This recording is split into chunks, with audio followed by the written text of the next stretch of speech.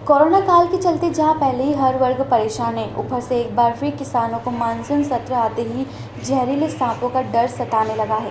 स्वास्थ्य विभाग की लापरवाही के चलते हर वर्ष मानसून सत्र में सांप के काटने से सैकड़ों जनों की मौत हो जाती है।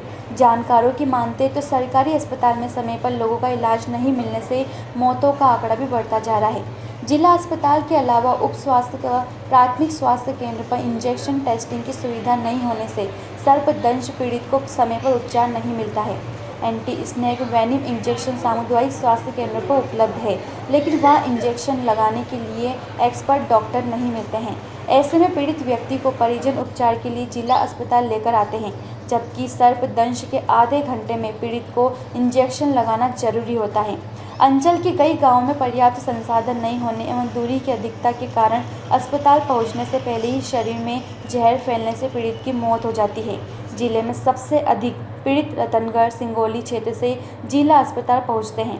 सीएमएचओ ने कहा है कि जिला अस्पताल में स्नेक बाइट की पर्याप्त दवाई है, इंजेक्शन भी है। बरसात के दिनों में ग्रामीण क्षेत्रों में ज़्यादातर सांप काटने की घटना होती है। इस प्रकार की घटना भारत देश में बहुत ज़्यादा है और इसी को लेकर WHO और भारत सरकार ने एक गाइडलाइन बनाई हुई है और उस गाइडलाइन के अनुसार ग्रामीण क्षेत्रों में विशेषकर प्राथमिक स्वास्थ्य केंद्रों पर और सामुदायिक स्वास्थ्य केंद्रों पर स्नेक एंटी वेनम टीके का होना जरूरी है और यह टीका किसी भी पीड़ित व्यक्ति को 1 घंटे के अंदर लगाया जाना जरूरी होता है।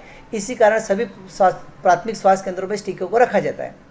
मैंने जिला चिकित्सा अधिकारी से सूचना के अधिकार के तहत इस संबंध में नीमच जिले के सभी प्राथमिक स्वास्थ्य केंद्रों की रिकॉर्ड की जानकारी प्राप्त की, तो रिकॉर्ड आश्चर्यजनक है, चौंकाने वाला है और यह स्पष्ट करता है कि स्नेक एंटी वेनम टीके को संबंध में चिकित्सा विभाग पूरी लापरवाही किए हुए है। आप यह देखेंगे कि सामुदायिक स्वास्थ्य केंद्र जीरन पर पिछले 3 सालों में इस प्रकार का कोई टीका पहुंचा ही नहीं है। जीरन में 2 प्राथमिक स्वास्थ्य केंद्र और हैं, पालसोड़ा और बोरदिया कला, जहाँ पर भी पिछले 3 सालों में इस प्रकार का स्नेक एंटी वेनम टीका पहुंचा ही नहीं है। इस तहसील में जो कर्मचारी इस टीके को लगाते हैं उनको कोई प्रशिक्षण भी आज तक नहीं दिया गया है। इसी प्रकार नीमच तहसील के जो आसपास के ग्रामीण क्षेत्र हैं उसमें भी प्राथमिक स्वास्थ्य केंद्रों पर स्नेक एंटी वेनम टीका उपलब्ध नहीं है।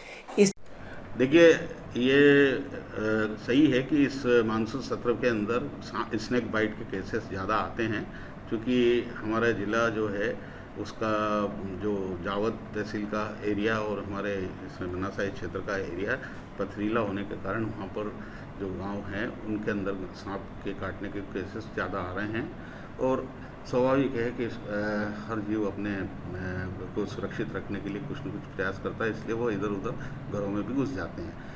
जहाँ तक सवाल है कि सांप के कांटे के इंजेक्शंस का, तो मैं आपको बताना चाहूँगा कि हमारे ज़िले में सभी संस्थाओं, जो हमारी जितनी भी स्वास्थ्य संस्थाएं हैं, इसमें एंटी स्नेक वेनम अवेलेबल है, उपलब्ध है और किसी प्रकार की कोई वहाँ कमी नहीं है। हम तो चाहते हैं कि किसी को भी सांप नहीं काटे, मगर किसान खेती के समय में काम करता है। बारिश के समय में हम देखते हैं कि जहाँ जानवर रहता है, सांप रहते हैं या नाग देवता रहते हैं, वर्षा ऋतु होने की वजह से उनके सारे आवास या बिल बंद हो जाते हैं और अक्सर देखते हैं कि कृषि कार्य करते करते उनके पाँव पे या कहीं छू जाने की वजह से कई जगह सांप काटने की घटनाएं होती है।